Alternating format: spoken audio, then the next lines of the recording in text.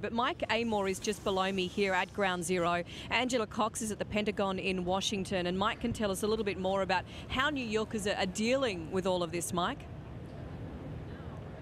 Yeah, Mel, I'm at the fence of Ground Zero. The South Tower was just here. And this is a wall of remembrance that's popped up here, literally on the fence, almost 3,000 names. It's really hard to kind of fathom 3,000 victims, isn't it? But you see the names here that stretch right along this fence, and loved ones have been coming here and writing messages. And this is Andrew Knox, an Australian whose family we've spoken to today. They've come over for the memorial. You can see some of the messages here. Dad, you're my hero.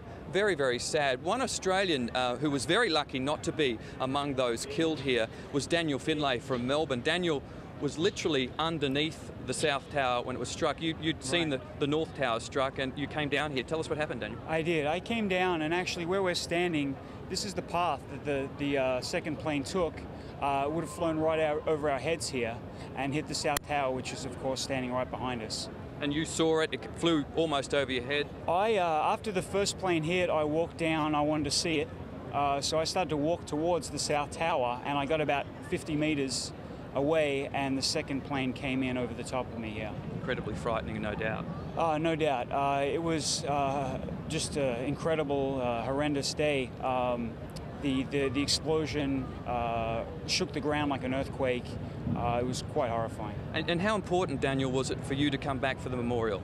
Yeah, very important. I lived in New York for 6 years. I still consider it home, and I knew I had to be there for the 10th anniversary. And the threat of more terrorist attacks didn't put you off? No, I mean, as you can see, there's a lot of people around.